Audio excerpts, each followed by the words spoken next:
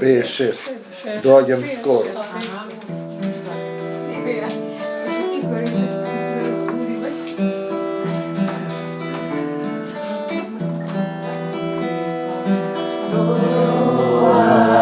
Dođem skoro. Dođem skoro. Dojdi mili Isuse po mojevo srce. Dojdi mili Isuse po mojevo srce. Jeveke dojdam skoro i so mene otplata, se komuke dadam spored telata, koliko ljubov po srca ta. Se komuke dadam spored telata, koliko ljubov po srca ta.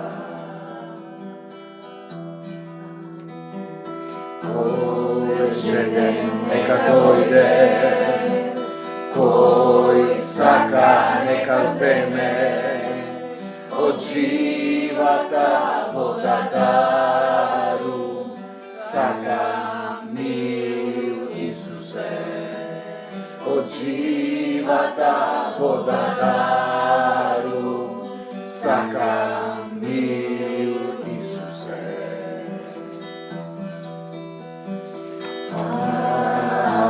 Aleluja, aleluja, aleluja, slava tebe Isuse. Ajde i pije silom, pa to blezane. Slednata stani Lazara.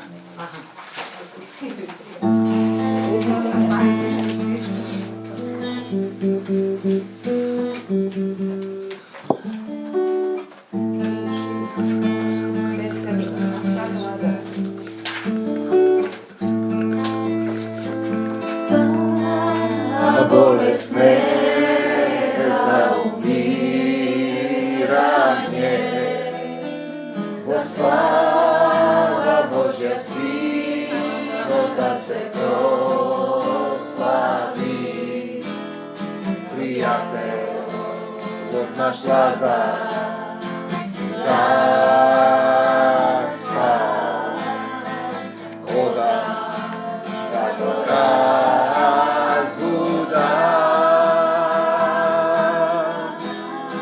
stani Lazare, stani,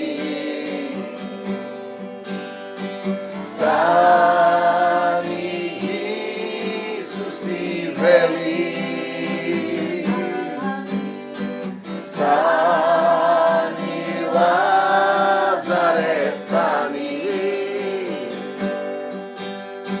stani, Isus te ljubi. Zasval dojke stane najmili Isuse, vodi me i nije tako budi me, koji veruva o Isus je žive i nema da vine do veka. Stani Lazare, stani, stani, Isus ti veli, stani Lazare, stani, stani, Isus te ljubi. Rekov ako verujaš u Isusa,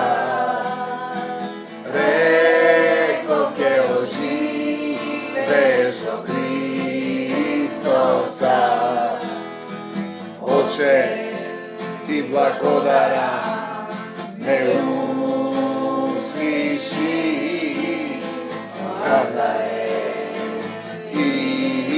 излези.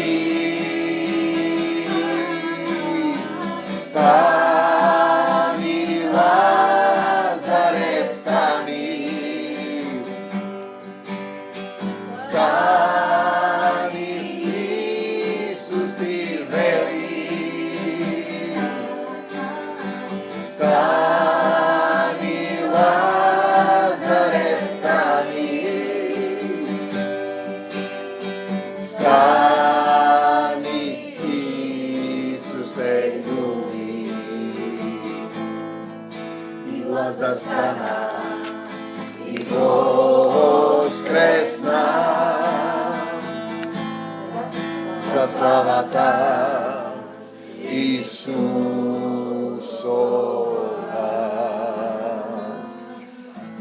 Слава ти, Господе Исусе Христе, слава ти. Те сакаме, Господе Исусе Христе. Ние се радуваме, Господе Исусе Христе, со Твојата радост, полна радост во срцата, дека и вечерва и за секогаш ние повикуваме кон Тебе, не сопираме, Господи Исусе Христе, вети ги срцава, дојди во секое срце, исчисти се што не е од Тебе, да ја примиме сета полнотија на љубовта, љубовта која никогаш не престанува, да се собереме во сила од десната страна, за секогаш со Тебе, да ни ставиш белек на челото за денот на воскресението, да не родиш во љубовта, да бидеме деца на семокниот татко, собрани во Исусово име, и сите заедно сме согласни дека ни е потребна Твојата сила, Твојата волја, Твојот дух да не води, да бидеме Твои деца, чеда на благодатта и благословот, да бидеме исполнети со Твојата љубов, и сите заедно од десната страна велиме не за сатаната и смртта, да за Исус во моето срце, во нашите животи, во нашите семејства, се што е од Исус нека остане во секој еден од нас, во нашето семејство, во роднините, во домовите, се што не е од Исус да си замине, мораш да заминеш во името на Господ Исус Христос, и сите заедно велиме бегај од нас сатано во името на Господ Исус Христос, да си заминеш и да не се враќаш повеќе. Во моево срце живее Исус Христос, ја прифаќам Неговата волја, Неговата љубов, да ме промени и роди во духот, да бидам син Божји и керка Божја, водена од Духот Божји. Те сакаме, Господе Исусе Христе. Ти благодариме што не оставаш, што се грижиш за нас, што ни спушташ поуки во Духот, што не учиш, што си ни татко, учител, што си ни се, Господе Исусе Христе. И имавме на една средба во четврток едно прашање кој е спасен, зошто е спасен. Ангелина употреби еден збор дека преку член на семејство се спасуваат и другите. И ние веднаш имаме, нели она, ако размислуваме со човечки ум, дали е спасен, зошто е спасен, кој ќе биде спасен, нели еден по друг ќе се спасуваме, ќе го отвориме тоа прашање, да не размислуваме со човечки ум, дали сум спасен. И да тоа е добро прашање. Дали сум спасен еднаш за секогаш. Нема на земјава ништо еднаш за секогаш, нема вечност во материјалниот свет, така да додека сме ние овде, секогаш сме на границата на смртното и минливото, на границата сме сатаната да не фати пак во мрежата и да не слечка доле. Се додека сме тука, ние сме на првата борбена линија, тие што сме свесни дека без Исус не можеме. За другите не знам што да кажувам. Дали еднаш спасен, за секогаш спасен, дали има нешто такво? И тие се обидува перпетум мобиле да направат нешто што вечно ќе работи на земјата. Нема да работи, земјата ќе помине низ оган, ако смртта и пеколот се фрлаат во оган, што да се каже за било што друго? Кој ќе се спаси? Тоа е другото прашање, кој е спасен? Нели пишано е кој ќе претрпи do крај ќе биде спасен. И тоа значи треба да претрпиш. Што значи тоа крај, до крај? Што значи да претрпиш? Ова ќе го обработиме. Важна е таа реченица, го кажуваат луѓето. Го имам видено прв пат, уште додека не бе во Исус, бев православен, во манастирот Свети Јоаким Осоговски, во една соба на руски, претрпивши же до конца, тој спасеција. И толку ми остана тоа така, значи ја мислам дека ја гледам таа слика, се уште додека размислував кој сум, што сум, зошто ми се случува ова, полн со гнев дека во светот нема правда, нема љубов, дека луѓето мислат лошо и не се поправаат. И тогаш таму во тој манастир, играјќи представи театарски, значи во една реплика, сум ви го кажал, тоа ја кренав, имав една реплика, отвори ми го срцето за љубов, се кренав нагоре кон небесата и ја кажав, и мислам дека отиде таму некаде, се отворија небесата и од тогаш почна приказната. Значи, кој ќе претрпи до крај.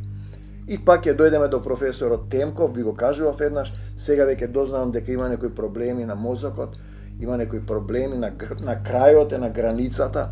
Тој велеше, например, победи го злото со добро, и Свети Климен ќе рече, не знае дека тоа од Библијата, значи, како да речеме, за еден човек што е наполнет со телесно знаење. Друга исто професорка, важна, голема, кажува народна поговорка, вели од Србија, а тоа е цитат од Библијата. Видете, ти си станал професор, затоа вели не викајте никого професоре, учителе на земјата, нели еден е учител, не си ја прочитал Библијата, но сепак тој воден од духот кажуваше една вистина која ја повторувам, како може еден телесен човек да пренесе порака.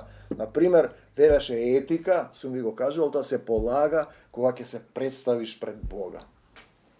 Ние го имаме тој момент во рускиот јазик, раб тој представил се, значи започина велат се представил пред Бог, ќе застанеш и тој е оној стих, сега знам нешто, во Коринтијаните 13, а тогаш ќе знам како што ме познава Господ, тој понели. Значи се представил, и значи етика се полага кога ќе се представиш, ако сакаш да се потреш горде, дојди таму ако ти е незгодно.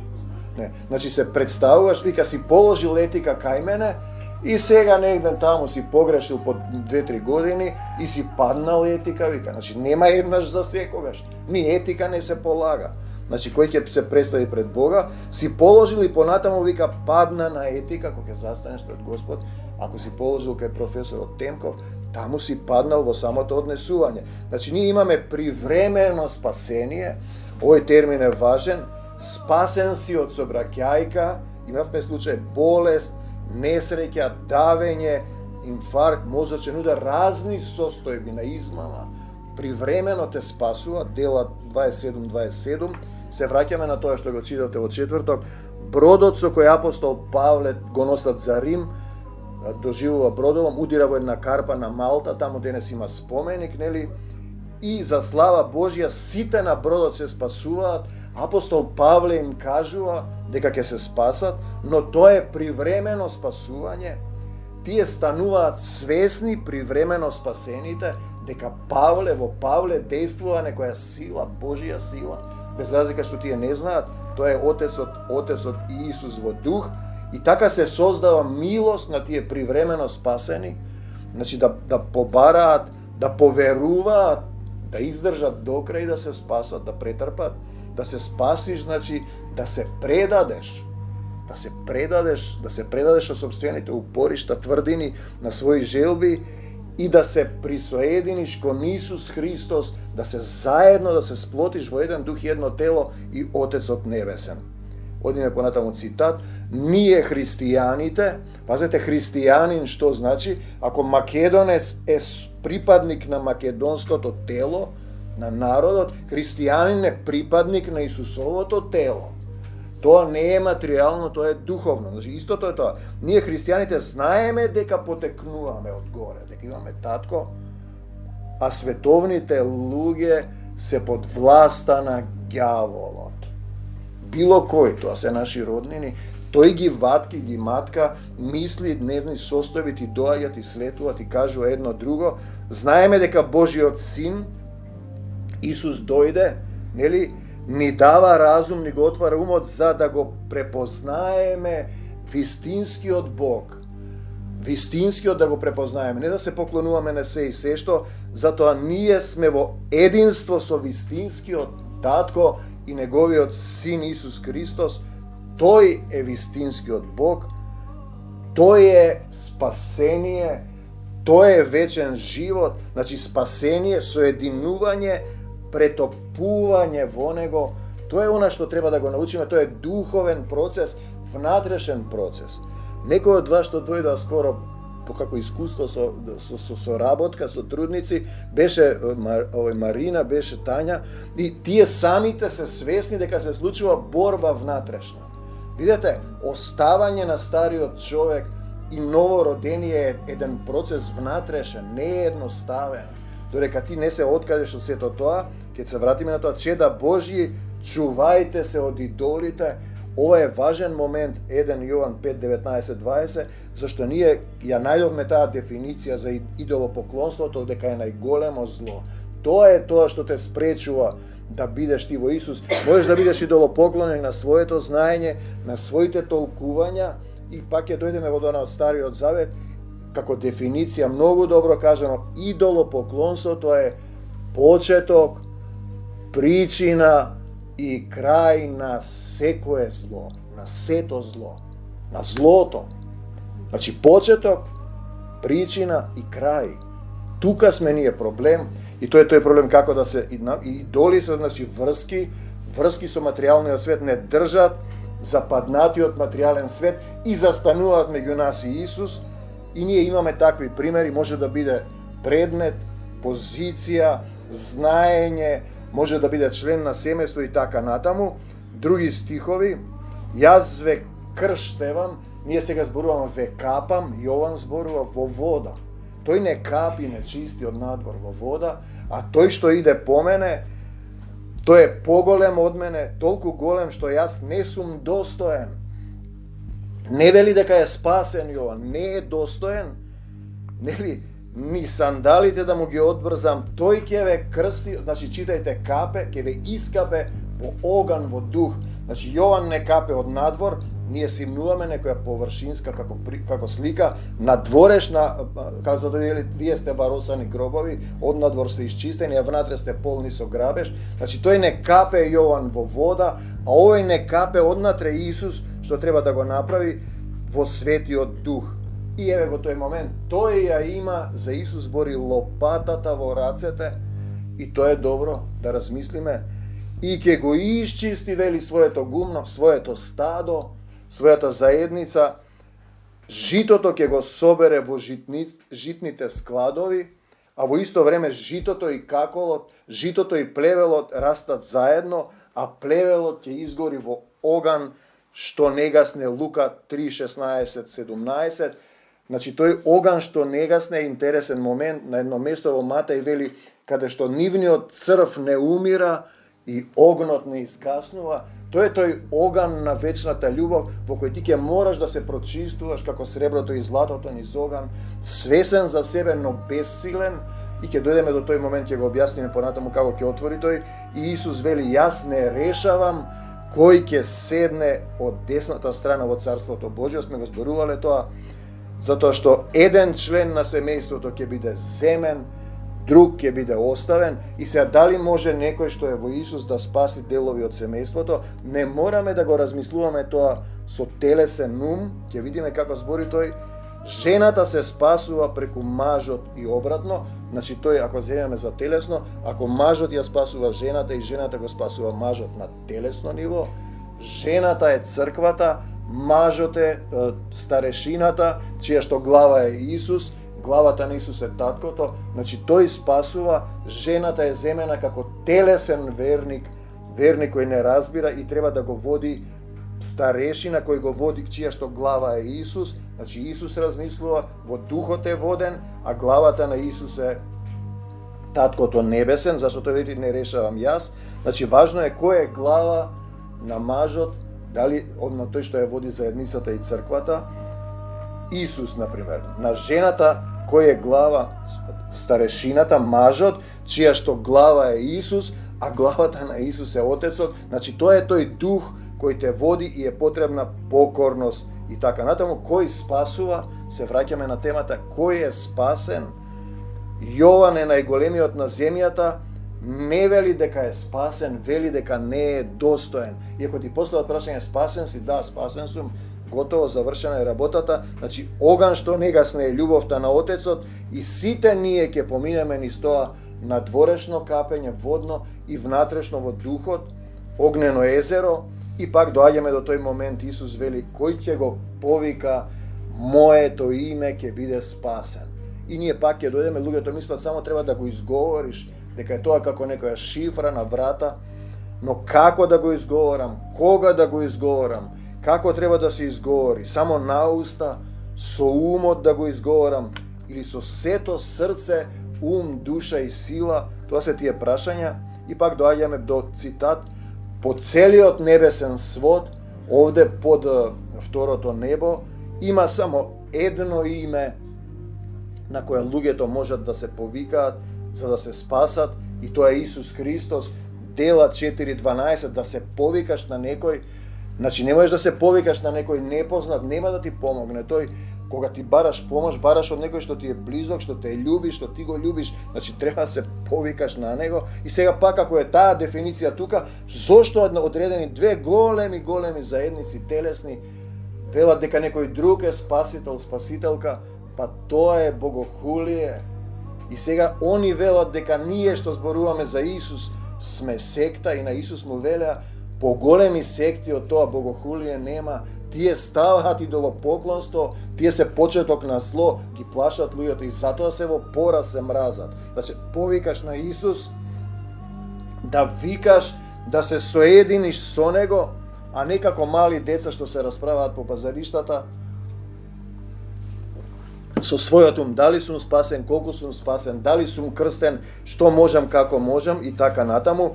Кој е спасен, колку и кога е спасен, друг превев, и во никој друг нема спасение, зашто под небото нема друго име, и се поставува прашањето зошто тогаш тие не повикуваат кон него, повикуваат кон некој друг. Сега имавме скоро на кое можеме да се спасиме, Дела 4:12. Исус спасува, тој само спасува, но како? Ако се соединиш со него. Значи мажот и жената се дадени, кога се сакаат, тие се спојуваат, стануваат едно тело. Така треба да станеш ти со Исус едно тело, нели, тој е тој момент.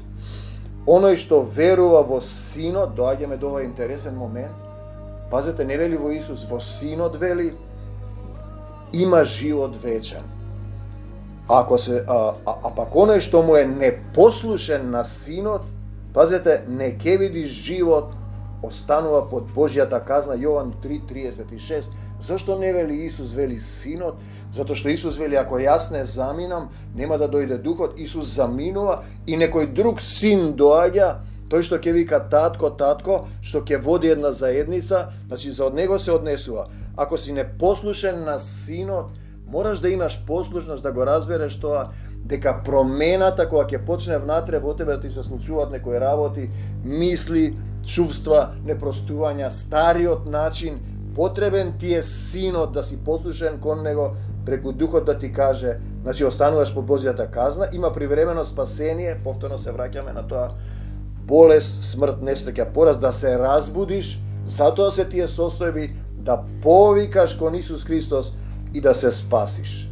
Еве стихови, јас немам потреба, вели, од човечко признавање, немаш потреба никој еден од нас, овие работи ви ги кажувам, ви зборува Синот, за вие да се спасите, да го разберете тој однос. Ако си непослушен на Синот, кој е Синот во заедницата? Па тој што по цело време ја води заедницата и вели, татко, татко, твоите деца повикуваат кон тебе. Друг препев вели, не дека јас примам сведоштво од човек, ова ви го кажувам за да се спасите, да го најдете односот, мораш да се наштимаш, да примиш сила, а потоа ќе знаеш како треба.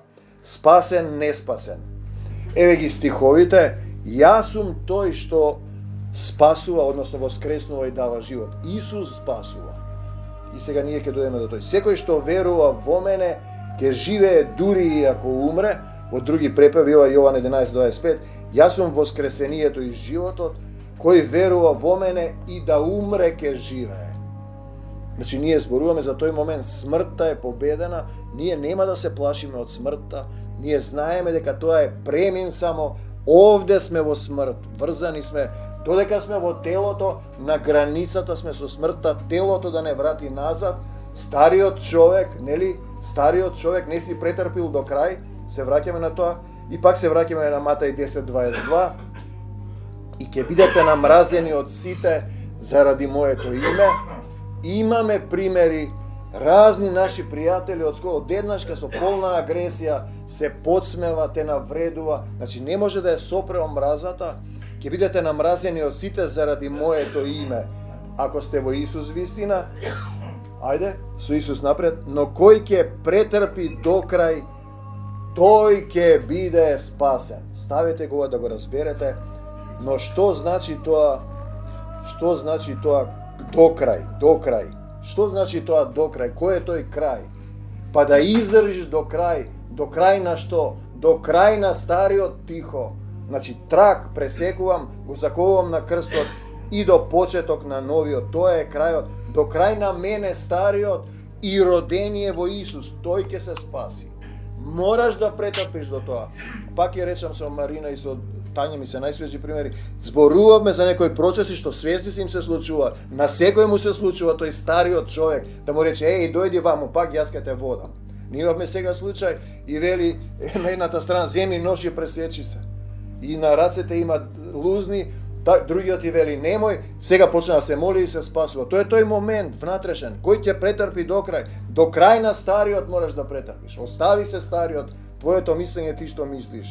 До крај и родение, значи смрт, крај во тебе, мора да умре стариот човек. Тој е тој крај. Не е ни физичката смрт, и родение во Исус Христос, и тогаш ти поверува и исчекоруваш во духовно движење. Тогаш си ти Мојсе што оставаш се. Оставаш стариот себе, остави се земно. Стариот се оставаш, му веруваш, му се доверуваш и претрпуваш до крај. Полагаш таму кај Исус Христос, дали сум христијанин или не. За да поентираме, се враќаме на 2 Коринтијаните 6. Ние сите во улога на Божји соработници мора да соработуваме со Него. Да го научиш тој процес, како да те води, тој не е едноставен процес. Например, кога ќе поставиш некој прашање, ти веднаш одговараш. Не, например, не одговарам, чекам. Да не ја пропуштиме Божјата милосрдност, благонаклоност и ги кажува принципот како тој действува. Повикај ме во вистинскиот час. Значи, повикај, кај си Господе Исусе Христе? Ми кажуваше денеска, исто бевме на молитва. Рекла, ако те има Господе, зошто не си исцелен? Па и тоа е повик. Речи: Исусе, покажи ми се. Јас ќе ти ја услишам молитвата. Повикај ти само. Јас ќе ви раскажам, јас се даве во Охридското езеро, не знаев, повикав кон Богородица, ме извлече рака, знам дека Исус ме спаси. Не останав на тоа ниво. Побарај ме во денот кога ти нудам спасение, бев православен, не знаев, гревот не е мој на тие што ја водат таа заедница.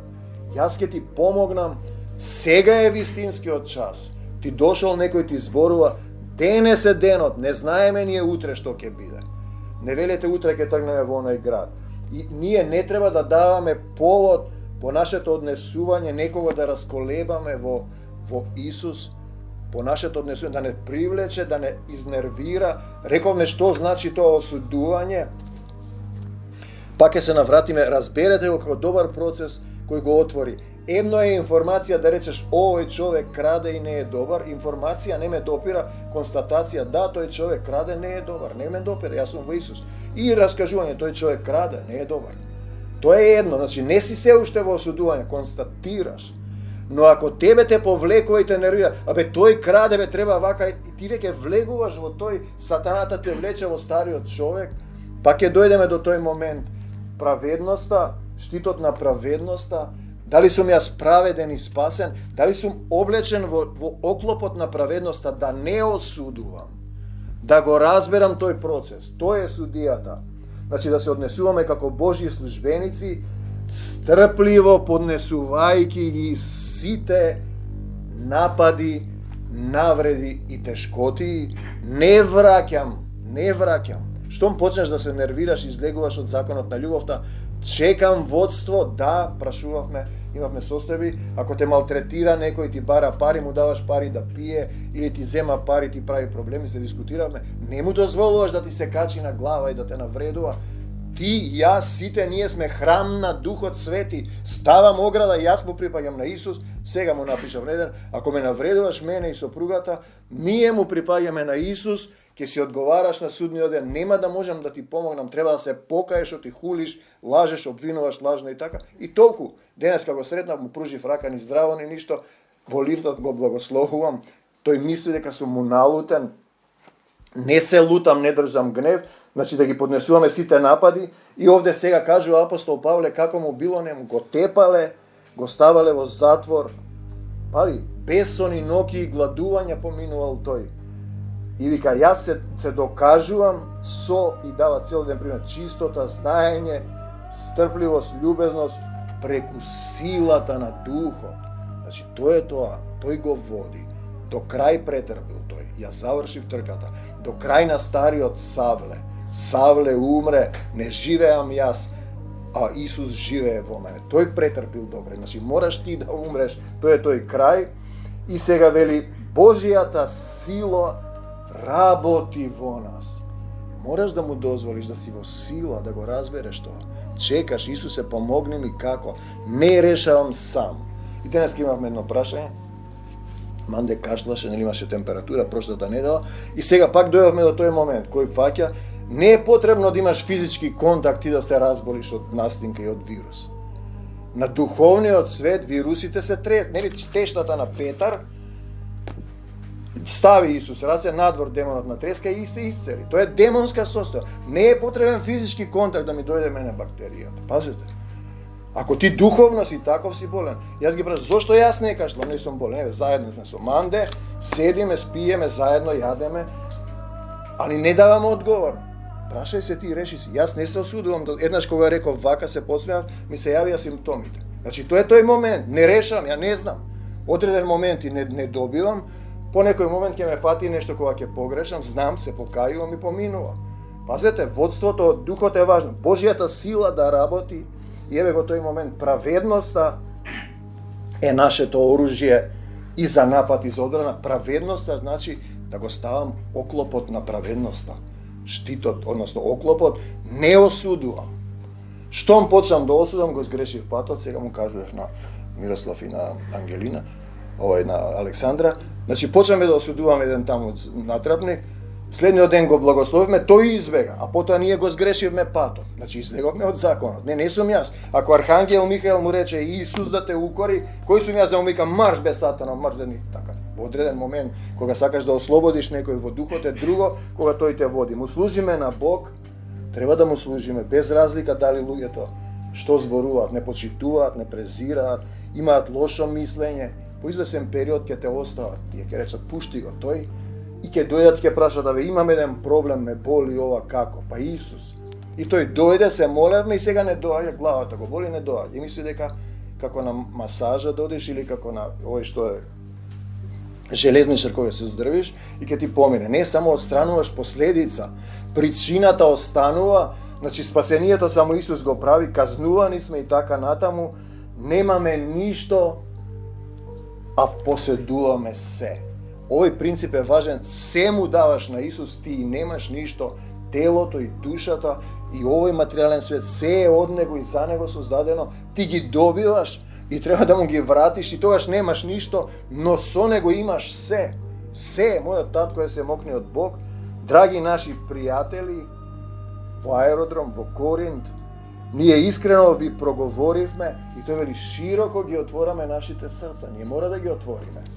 А ним им вели кои не слушаат, вие сте затворени спрема вас, тесно ви е во срцата ваши, друг препев, како на своји деца ви велам, ова таткото зборува, како на своји деца, на сите им зборува, отворете ги вашите срца. Тука е целата суштина. И тогаш ќе претрпиш до крај. Дозволи му на Исус, значи Божјата сила да работи. Не ти. Значи, зошто јас не се разболувам? Не знам, не одговарам. Последен пат кога се подсмева, ви го кажувам тоа, човекот не е во Исус, имаше ковид, не знам што имаше, ја му викам, ќе му папнам бокс на ковидот, се вратив дома и ме фати треска. не спиев цела ног, во 3-4 се разбудив, што се случува, прости ми биде, такмите, се покајав, повратив и сабајле бев здрав. Значи, треба човек да размисли што зборува. Ако Архангел Михаел рече на сатаната, кога се расправаа за црквата, телото на Мојсија, заедницата, Исус да те укори, не му рече ѓубре едно или не знам што, ако Јован вели, не вели јас сум спасен, не сум достоен, па и јас треба така да велам. Ако апостол Павле вели не живеам јас, Христос живее и тешко мене ако не постапувам по него, ти кажува некои одредници како треба да постапуваме, се враќаме на ова, како на своји деца ви велам, таткото ни вели. Отворете ги срцата ваши спрема нас, вели, тој зборува за сите кои ќе дојдат. Ние мора да ги отвориме срцата.